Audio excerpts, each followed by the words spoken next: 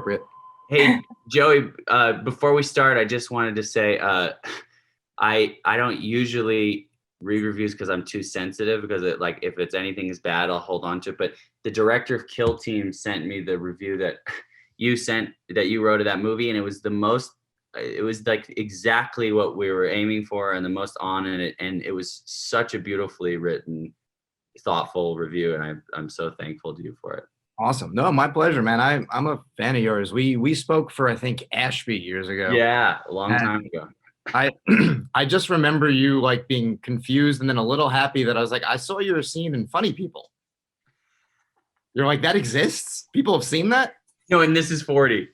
Oh, sorry, you're right. This is 40. You're right. I was like, how the fuck did you see that? Someone My did. best work. My best work, and This Is 40. I was doing admission with Paul Rudd, and he went to go see a screening of This Is 40, and he had done the scene with me in This Is 40, like he had been there. And I was like, how was the movie? He was like, it's really good. He's like, you may not like it. I was like, fuck. And it's funny, that scene has it's like 4 or 5 or 6 different people who are doing it, and they're also be kind of bad. Right. You guys didn't make it because it's like they're not like bad. It's just out of place. Like they're too good for this. We gotta move. I remember the song. Maud Apatow, his daughter, wrote the song, and it was like supposed to be like a really bad version of like a Justin Bieber song or something. Yeah. Basically, I love the way you lie. Yeah. Well, congratulations on this. Now I've been reading all your reviews for everything because I think you're really smart and you write good. I was about to say, now I'm racking my brain. I'm like, I don't think I've hated anything you've been in. I like the movie your mom made. Like, we're pretty good. We're doing well. But it's interesting because you pick things that sort of very much serve you well. It's a weird compliment, but it's true. Like you never go, oh, someone told him to make that movie and he shouldn't have been in that movie. Right. Or I know the director and he just wanted me to be in it. It's never like that. So I'm just curious, like what makes you go, okay, I think I can do this? Because they are different types of movies, but they all sort of feel like, okay, this character he could do. Yeah. I mean, a lot of times it is the character is like the first thing that draws me in, because I'm super interested in playing different kinds of people and exploring different sides of myself. And like in the case of mainstream, it was that on top of, it was Gia, who I'd done probably my favorite movie I've ever been in, Palo Alto, with, and I think she's a genius. And then with Jake, it was like I got to play the moral compass of the movie, who saw the big picture and sounded the alarm. So by the end of that movie, I was like, I wanted to keep Jake, but it's hard, and people think that you have a lot more control over your career than you do, and you're kind of at the whim of the casting director, producer's imagination. But I like to do things that I've never done before. So I like to feel scared, and I think that's when I do my best work. I know. And then sometimes when the movie turns out well, it feels kind of like a miracle, and sometimes it doesn't turn out well, and it's a bummer. But I do, there's like maybe one movie or maybe two that I feel like I did like 6 or 7 years ago that I feel like were maybe slightly for the wrong reasons, and they didn't turn out well, and I didn't feel good about doing them, and I didn't feel that creative, so I've kind of decided to never do that again. I mean, it makes sense though. You want to, like anything else, you want to play to your strengths. Like if you don't it's a job, but you want to be happy, but you also want to make something that makes people like you. There's more to it than like okay, that bought a house, great, fantastic, or I totally, and I think if it's like I learned that really early. My dad's a jazz pianist. My mom's, primarily just like a theater and film actress, and they were both saying like the career oscillates and it goes up and down, and there are peaks and valleys, and really being in a great movie is just like getting on the right train. You know what I mean? And doing a good job, but the most important thing is to care about the art, and so for me it's like, when I'm not working, I'm always, I spent 6 months studying Hamlet during the pandemic and being in a Chekhov class and doing things that so I'm constantly trying to grow as an artist, and then hopefully it's reflected in the films I do. And I mean, this one, seems like a simple gig on the surface because, like you said, it's sort of the straight man. He sounds the alarm. He's the one going, I don't, did you just start hanging out with like a homeless dude? I think there's something wrong here. Also, I'm right here, and like, really, I'm chopped liver. Great, fantastic. Right. We've all been there. Yeah, but there's also an art to it because, like you said, like we've all been there, and that can be like a real just like downer of a character, and you need to also go, well, no, he's awesome too, and he's the one who's seeing things clearly, and it needs to be sort of depicted in a way that's not malicious because you Right. You think more often of like the guy who's like, I'll show them all.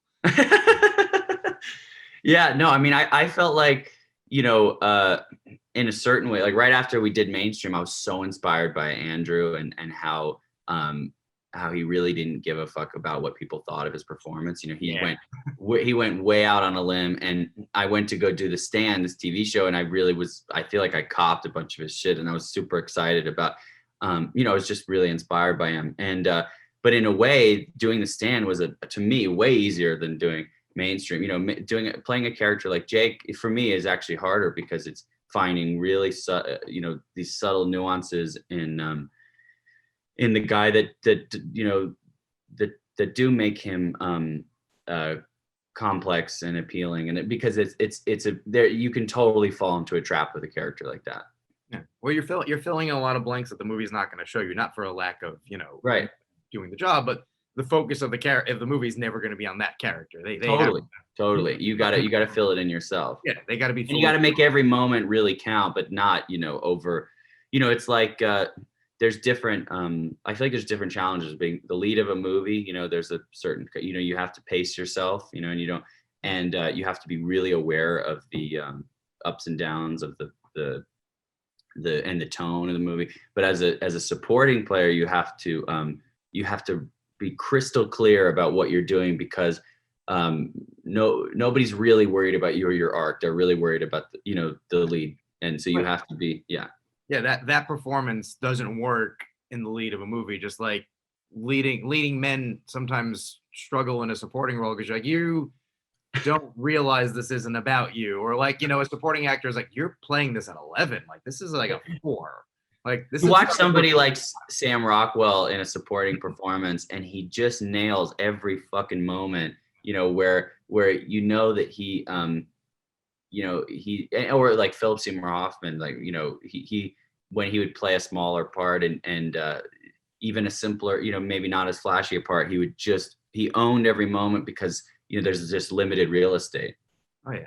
And then you guys you've worked, like you said, with the same people a couple of times, and that's also got to be helpful in terms of like a comfort factor, because if it's not like this role, if you didn't know Gia, is interesting, but also you might go, well, wait, but that other role is a lot more interesting. Why didn't but you're like, okay, there's a reason why, and she wants to work with me again. Like these are all these good things that. Well, when I did Palo Alto, at the end of Palo Alto, I was feeling like so sick to my stomach because that character really was just, in such a dark place in his life. And Gia at the end was like, "You're gonna play the sweet guy in my next movie. You're gonna play the sweet guy." I'm like, "Okay, I'm in." I've seen your work though. I know what sweet means. Yeah, right, sweet. And no, I know. And in another director and another story, that character wouldn't be that interesting to me, or would feel like something I'd done before. But there was something about him also being a struggling artist and being such a pure, true blue spirit that there's been a lot of people have told me that he's their favorite character and the one they related to. And oh yeah, because you can latch on that of like, oh wait, I can be a part of something creative. Great. Oh, right. I see where this is going. Right, exactly. Much less. Yeah. Oh, I can't do this anymore. Like you probably should be feeling whatever he's feeling in the movie. Right, exactly. Like if you do your job right, and you did, that's what the end result should be, which is really what you want in like that kind of character. Like where they're at in the movie is where the audience is supposed to be. Because I think if you fall too far into like Andrew's character, you're watching the movie in a different way. I'm sure Gia would be thrilled, but you're also watching it in a way where you're like, okay, I'm in. Like just do this. Like right, and he's the kind of guy where his you know, I do relate to parts of him in the beginning of the movie, and then he falls into full narcissism, and he almost represents the part of us all that gets corrupted, you know. And I felt like Jake had to be the counterpoint, like the part of us that represents the part that isn't corrupted. That the only thing that could possibly corrupt Jake is the fact that he's just hopelessly in love with Maya, you know. And listen, Frankie. That's got, you know, I'm sure there's been a set or two where you've observed the other side going, oh, I don't want to ever become that. Oh, That's totally. the nature Totally. of, you know, anything we do. I mean, shit, I'm a fucking nobody writer, but like, you know, I want to be better than the other ones. I want to have my little ego. You're not a nobody writer, and you are better than most of the other ones. I feel like I've been on sets where you know, I'm working with Gabriel Byrne right now, and he's just a huge asshole. No, I'm just kidding. He's somebody, and like him and Andrew Garfield and there's some where you go, oh wow, this person is a real artist, and they're, you know, a soulful, great person. And then you see people who must have started out like that, and they've just gotten completely corrupted and warped by this business. And it's crazy because I even felt, you know, like when Paper Towns came out and there was a lot of attention on me, and I felt, you know, just a little taste of what, you know, when some people like really, I felt a little taste of that ickiness, you know, and it really took a lot of effort and therapy. And, you know, I was also going through some heavy stuff with my family, but I do see that as a real marking point of me making a conscientious effort, or a conscious effort to take, you know, to put up walls towards certain things that are really toxic. Yeah, which I think is healthy as an artist and a person, and just as an artist too, because you don't want to be thinking, you know, it's like you know, you want to write the song that you want to write. You don't want to write the song that you think people want to hear, and people don't usually want to hear the thing that you're pandering to them. You know, they want to see and hear the thing that's like coming from that you're revealing to them. You know, they want to. So I mean, I know that, and I feel like, you know, even people who aren't in the business, they can feel it like in a performance when it's coming from something genuine and when it's not. You know, they don't have to be like, have gone to an acting class to see like, oh, that's somebody's bringing something truthful into it. Yeah. Right.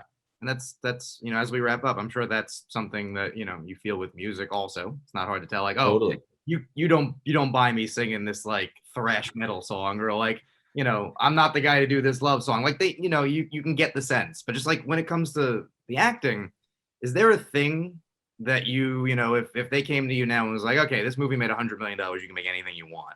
Is there a thing in the back of your, like, I've always wanted to do this? Because you do luck out in that, like, Josh, you know, makes a tiny movie with you, and then a medium-sized movie. The medium-sized movie makes all the money. Suddenly he gets to make The Stand. He's like, come make The Stand. You know, like, right. If somebody did that to you, or like, you can do your thing.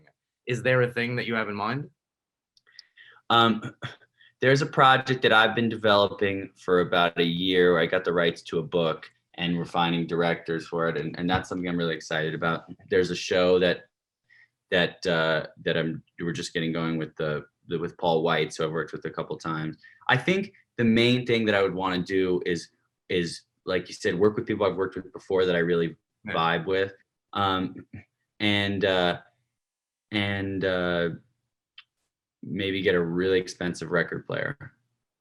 Now that would be. I say go for that. I say do it.